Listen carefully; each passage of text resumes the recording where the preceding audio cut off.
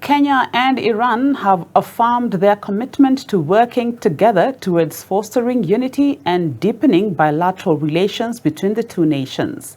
This follows a state visit by Iranian President Ebrahim Raisi to Kenya today, where he and his host, President William Ruto, signed 5 memoranda of understanding in areas of cooperation, including ICT, fisheries, animal health and livestock products, and investment promotion.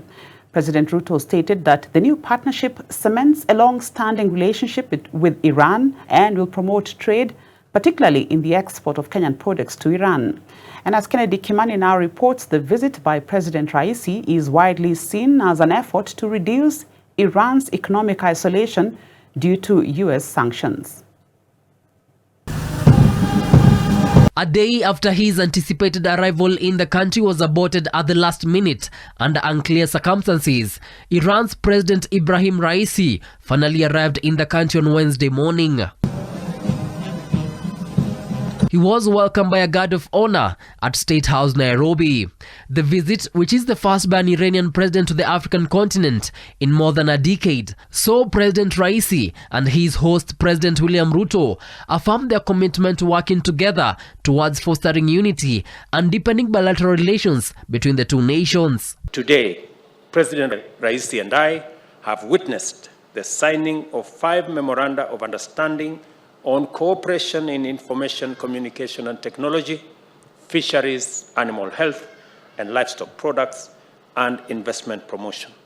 These memoranda will enhance and further deepen our bilateral relations for sustainable growth and development between our two countries.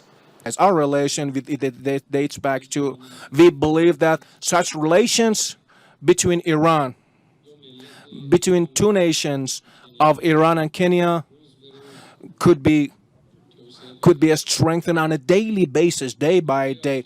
President Ruto said trade volumes between the two countries are still low, but with potential to grow, explaining that Kenya and Iran will strike a formula that will facilitate higher exports of tea, coffee and meat. I express to His Excellency the President our appreciation of our bilateral cooperation in the promotion of trade, particularly in the export of Kenyan products to Iran.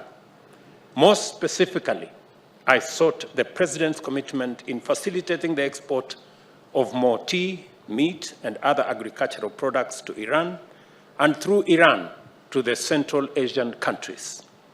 We have 12 countries in the Central Asian region with a population of almost 300 people, and Kenya believes that's a strategic market for our agricultural exports. Stronger collaboration with Iran is important for us in delivering agricultural value chain of our bottom-up economic transformation agenda. Raisi's trip to Africa, which will also take him to Uganda and Zimbabwe, represent a bid to diversify economic ties in the face of crippling U.S. sanctions.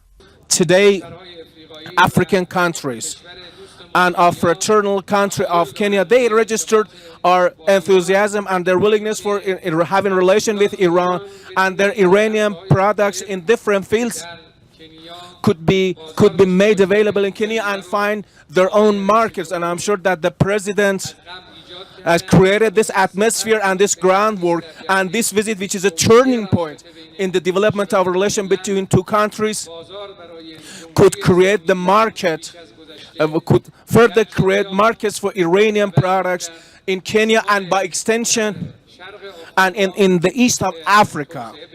Iran had to step up its diplomatic outreach to developing world countries after the then US President Donald Trump ditched a nuclear pact in 2018 and reimposed sanctions to Iran. Life and Heritage on behalf of the Republic of Kenya and Minister of Foreign Affairs on behalf of... Kennedy Kimani, Hope TV Newswatch, Nairobi.